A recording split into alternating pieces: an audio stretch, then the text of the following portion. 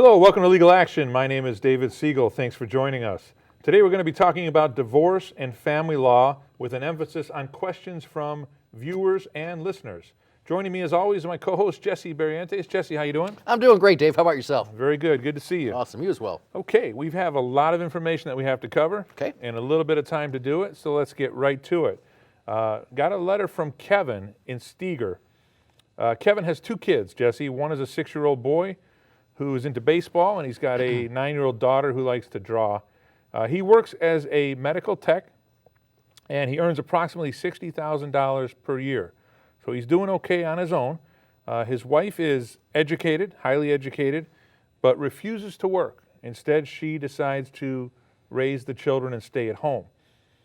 He's considering fighting for what used to be called child custody, and he wants to know what is the best interest of the child standard that he's heard about, which is a factor in determining how custody is decided. Sure. So they're still married then, from what it sounds like. Still married and still living together. Still living together. Same house. Right. Well, first let's tell everybody the way, and it's going to probably go through the questions.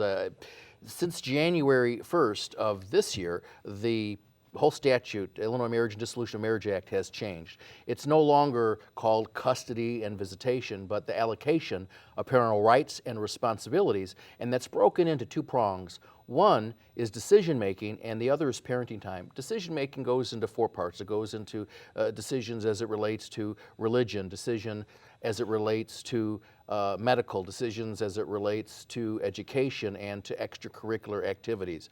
And those four areas can be divided up any which way. We'll probably talk more about that later, but just so that the folks know at home, it's different. But realistically, a rose by any other name is still a rose. People are going to be continuing to call it custody and visitation for a long time. And parenting time is just that.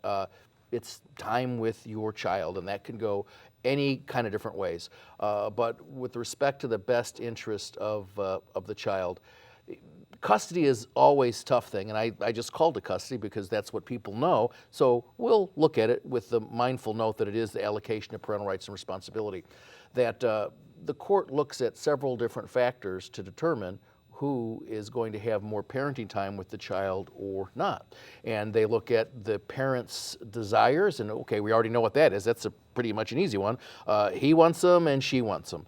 A lot of times people want the children because they want the child support that kind of goes with it. Sometimes it's not the case, but sometimes it is. Okay. Then here we have cause though. Sure.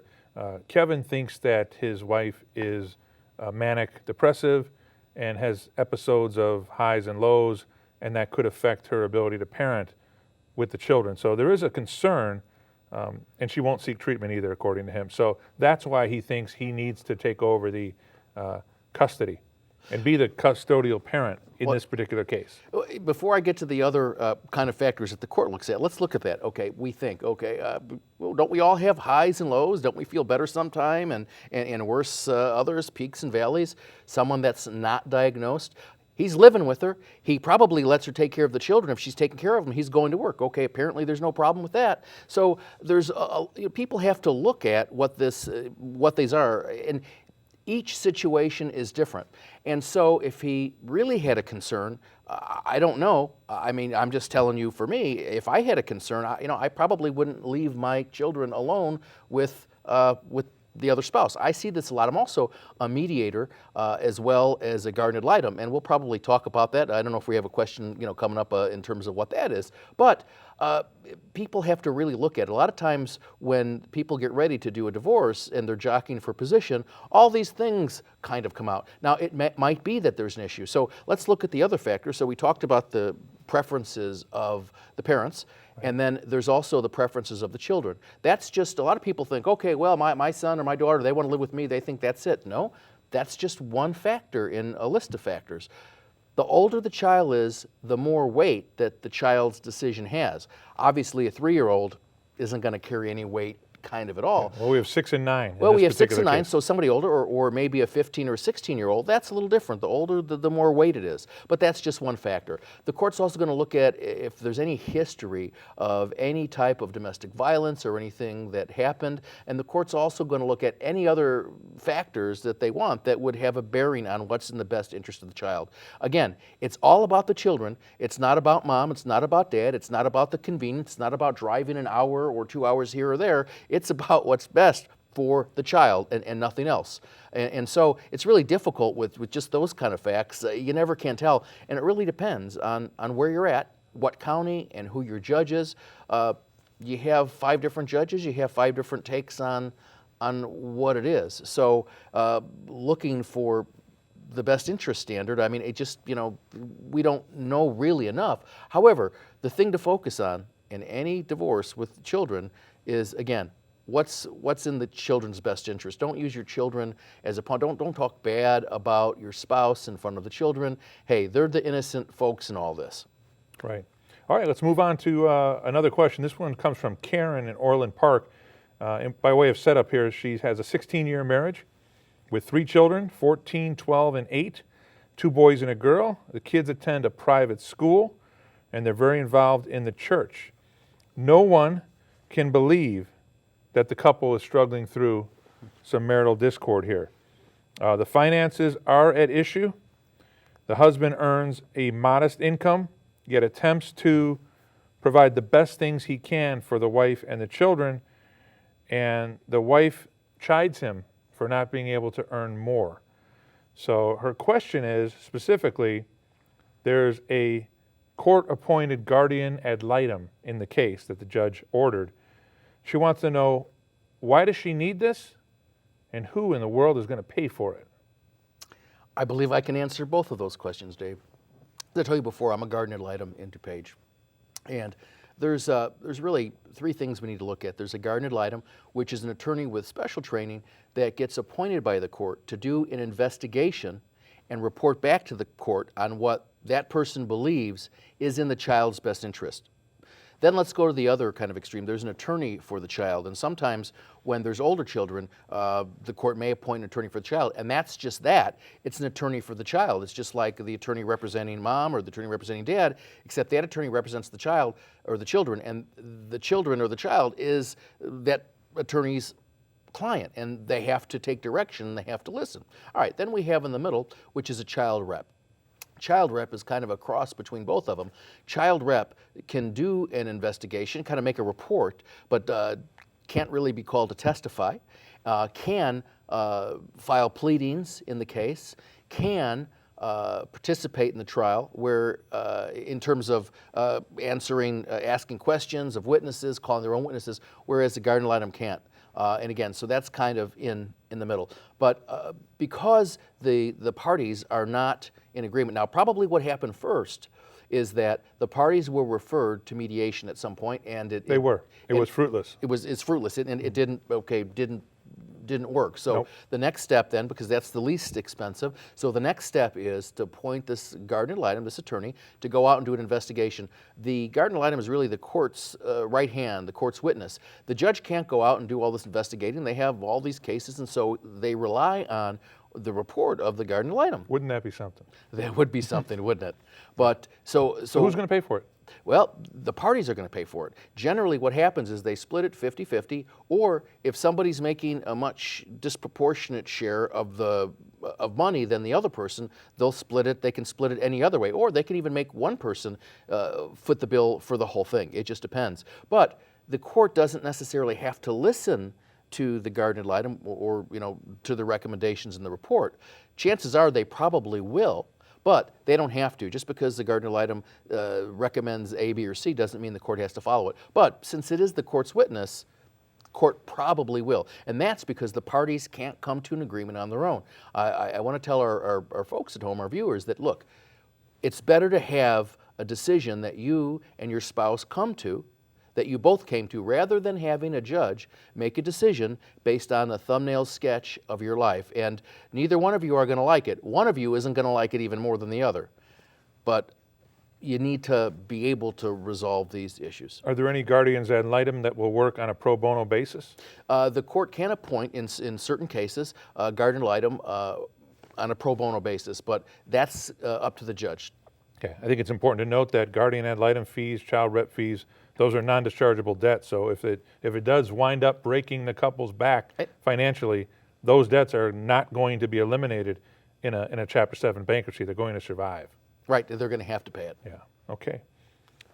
Another one here from Lindsay in Blue Island, and this is a gentleman. He travels for a living. He's only around town 2 days per week. The parties are officially separated 9 months ago.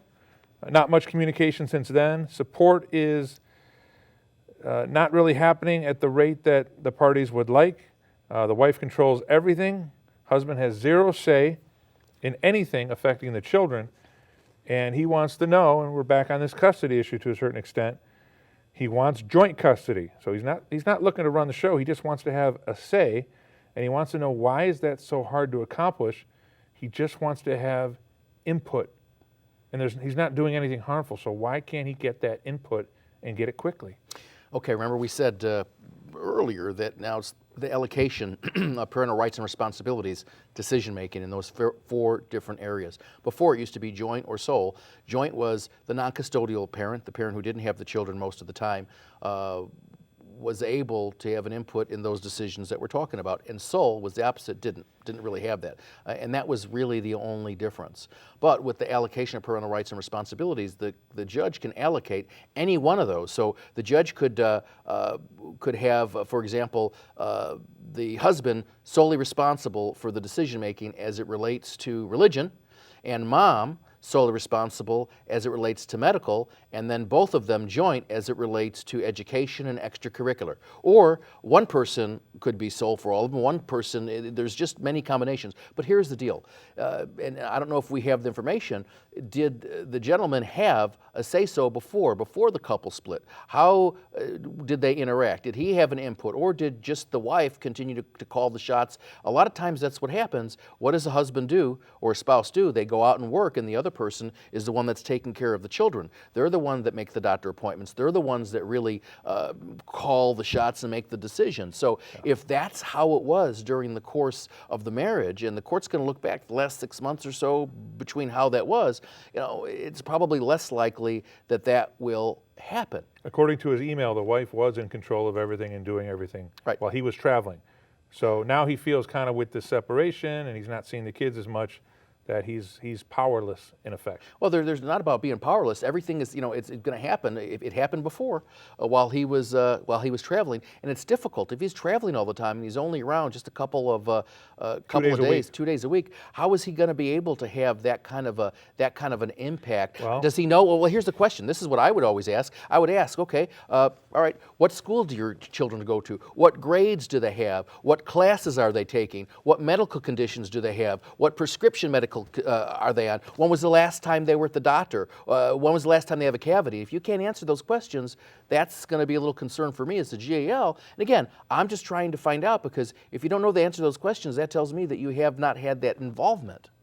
Right. He has not had that involvement, but like many men who are in this situation, they offer to change their situation, change their job, less travel, closer to the family, more involvement, weekends, day during the week or two. They push for more, whether or not they could actually handle it or will actually do it if it's ordered, but they talk that they want to do it. Well, that's going to be up to that's going to certainly be up to the judge. I used to tell people all the time, before the law changed, when we had joint custody and sole custody, if I represented, say, a wife, and she said, hey, the husband never made these decisions, and okay, so we were able to resolve it, and did agree to joint custody. The wife did, because what I told some of them was, okay, what's going to happen is after the divorce is over, it's just going to go back to the same way that it was. But wait, can't you allocate things during a marriage different than how you're going to allocate things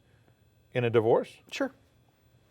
I mean, why is the guy stuck with the same old just because wife was doing this, that, and the other? He wants to participate now. He's not stuck with the same old, but if he's only around 1 or 2 days, it's not, again, in the best interest of the children. It's not feasible. It's, and again, what's going to happen is the court, under the new law, an allocation judgment has to be entered within 120 days from the time the respondent is served. That's not really a whole lot of time. And the court can enter a temporary allocation judgment without prejudice till it gets done, but they want to make sure that the children are taken care of, that they have figured out who's going to make these decisions in the interim before everything is over. And what will happen is the judge will have a mini hearing on that, or a hearing on it, to determine those factors and to find out, hey, who's been doing what for this last amount of time. Okay. And, you know, sometimes the court might split the baby and, again, give somebody one thing, somebody another thing, and both of them together. It just really depends. They don't have, each case is very, very specific, and it depends on where you're at and what judge and everything else, and how the parties really cooperate with each other. Sure enough. Okay, Terry and Joliet, let's talk about him. He's been divorced for 4 years. The child is now 10, and the judgment calls for alternating weekend visitation. It was called visitation back then. It has not been consistent. Husband has struggled with alcohol, and the wife refuses to allow visitation when she sees he's in an inebriated situation. Husband accepts his weakness. He has taken corrective action, and he now wants to get back to the schedule that was in the judgment. And his question is, what recourse does he have? Because his ex-wife is not honoring the visitation schedule set forth in the judgment, because she's relying on this alcoholism that has now been under treatment. Okay, that's not too bad a way to kind of handle it. From what you said, I understand that nothing has changed. Nobody went back to court, so the judgment gives them alternating weekends, and that's it. Right. It's just that the wife had, or ex-wife had, refused when he was inebriated to let him have the children, which, you know. She got some advice from her family and friends that said, refuse it until you're convinced that he's sober, and until that happens, refuse it, and make him come back into court. So his question is, do I really have to come back into court, or what can I do? You know, you really can't blame somebody. If you're coming to pick up your kids and you're intoxicated, I'm not going to let them in the car with you. It's just not going to happen, okay? And that's the difference what we're going to talk about, is a petition for rule to show cause. Yeah, he's not intoxicated anymore, right, since nothing's happened, he could file a petition for rule to show cause. A petition for rule to show cause is a vehicle by which somebody can enforce the order that was previously entered. And what happens is, simply in this case, you'd, I guess, would allege, okay, on this date, the judgment for dissolution was entered. This paragraph or article or subsection gave him this visitation, that the petitioner, I'm guessing the petitioner was the wife, has refused visitation on this date, the other date, or whatever date, and that she should be held in contempt, that it was willful, for refusing to allow him to exercise his visitation, although it's parenting time now. So depending upon what county you're at, the court will issue, when you go in on that motion, what they call a rule order. Now, whenever you file a motion, if you file a motion, you have the burden by establishing, generally by preponderance of the evidence, what you've alleged in your petition. Petition for rule, when it's verified, depending upon which county you're in, the court can enter a rule order which changes the burden to the other person to show cause why they shouldn't be held in contempt. And then if they're able to show it, then the burden shifts to the other person. And so... what's the judge going to do here, though? Can the judge order a toxicology report? This is not one of those, unless there's another motion. First of all, the judge can, I think, let's be honest, I think they could pretty much do anything. But in this case, for a petition for rule, if you're just doing that, it's just she didn't comply with the order. That's all that is. She could file a petition to modify the parenting time. She could certainly do that. Now, whether or not she'll be held in indirect civil contempt for violating that order, if she says, okay, he came on these dates and he was intoxicated, I'm not going to give my children to somebody and let him get in the car who's intoxicated. Okay, well, depending upon the proofs, the court might not find her in willful contempt. Would the court at least allow for supervised visitation? But we're not even there. There's nothing before the court on that. It's just, if we're just talking about enforcing it, the judgment is what it is. And so if he's just trying to enforce it, a petition for rule is what he needs to do. Anything Okay. could happen from there, but you don't know until it happens. Okay, let's move on to Laura from Chicago. Laura is seeing dollar signs, according to the email. She married a Chicago police officer. Well, then she's not seeing dollar signs. Well, he's nearing retirement, Okay. so yes, she is. He handles homicide cases for 10 years, and let's see, he deals with the gangs, violence, and all that for the last 3 years. However, he has not faced any kind of issue with his wife in terms of domestic violence or anything like that. She wants blood because he now has a girlfriend, a very young girlfriend, a 28-year-old female. And the question is, can she get into the pension that he has with the city? She's been with him for 29 years, married for the last 6. That's the key. With him 29, married for the last 6. What is she looking at in terms of money? I've got good news, bad news. Okay. Good news is she's going to be entitled to the spousal portion of his pension. Bad news is it's only going to be for the 6 years they were married. Now, the new law, I believe, has changed. So basically, if a dissolution case, a divorce case continues to drag on, it's going to be from the date of filing. To be able to do that. Before it was, hey, when the judgment for dissolution of marriage was entered. So you don't reward somebody for dragging out a case. And that's kind of the reason why kind of did that. So it'll be the 6 years, and they'll have to do what they call quildro or quadro, qualified domestic relations order or qualified Illinois domestic relations order, and it'll be just that portion of the 6 years, and that's really. Okay. About well, that's the pension, but if they were going to seek some sort of maintenance order, can they use the lack of maintenance or the waiver of maintenance as a way to maybe increase the size of the pension allotment? Can they negotiate those two variables? Anything that can be negotiated, and we're assuming here that everything is going to be 50-50. Well, it might not be 50-50. We don't know if they have what they have in savings. We don't know if they have a home and if there's any equity in it. We have an idea we don't even know exactly what he makes and what she makes. Well, he's nearing retirement, so he has a pretty good salary. Right. And he was very, let's just say, thrifty as far as commingling things. He kept things separate for a reason. But that's okay. But again, we don't know any specifics, so it really depends on the specifics of the case because we don't know. The court is entitled to consider somebody's non-marital property. Generally, when people get married, everything acquired during the course of the marriage is considered marital property or marital debt. Again, there are exceptions to that. Non-marital property are things that you've had before the marriage. So let's say I had a Harley that's worth $100,000. Okay, all right, well, that's before the marriage. Okay, or maybe I had $1 million in an inheritance in a separate account before I got married. Okay, all right, that's my non-marital. You're not going to get any of it. However, the court is entitled to consider a party's non-marital estate when they divvy up the marital estate. So if I have $1 million, $5 million, $10 million in non-marital property, and the marital estate is worth a couple $100,000, who do you think probably might get the lion's share of that marital estate? It'll probably be the other spouse. But again, we're just kind of projecting here, kind of speculating in terms of this case. So, and that was always part of the statute, correct? Oh, that was always This is part of not the that's right. part It of hasn't the new, changed. And it should be because we're dividing things up the way that it is, and that's what they can consider because it's all about equity. It's all about dividing up the pie.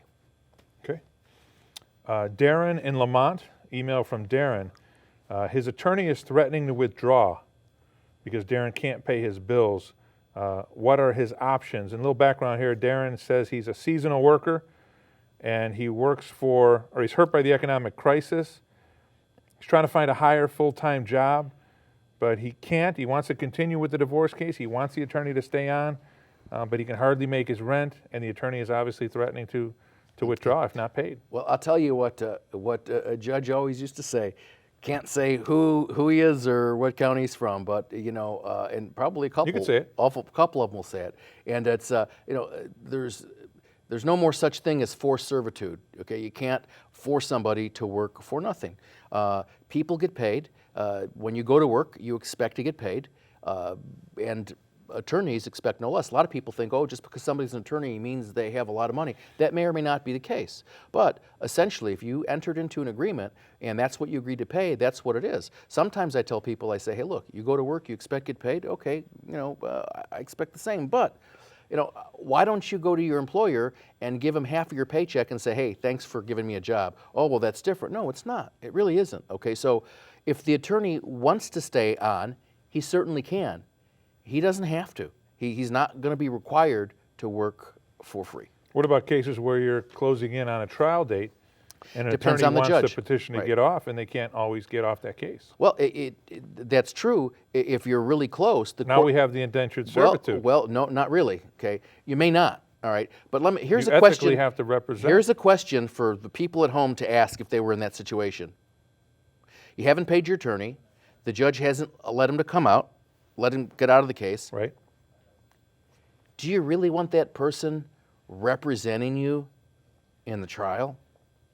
If you know that you're not going to pay that attorney and you don't want to represent yourself, Do you really? I don't know. I think that's a question you should ask. But again, each case is specific, and again, it just depends on where you're at and what judge it is. They can certainly let you out. They don't have to. okay. Just a few minutes left, Okay, Jesse. yep. Bonita in Cicero, she is not legal in the country, but she is married. She wants to know, will her divorce case affect her immigration status? No, you can get divorced. That's not going to be an issue. Well, there's going to be a court order, Right. and it's going to You be could- recoverable. You could still get a divorce. I mean, the thing for her to do, obviously, and again, I don't know anything if they have children. I don't know what her circumstances are. I'm not an immigration attorney. So probably what she should do is to talk to an immigration attorney to find out what she needs to do if she wants to stay here. And again, I don't know if there's any children involved or how long she's been here or what the deal is. But getting a divorce isn't going to affect her. It's different if, for example, somebody commits crime and they plead guilty or they're found guilty, then that might have negative consequences if you are not legal. Okay. Talk briefly about the court costs involved in a divorce case. I know those keep escalating year after year.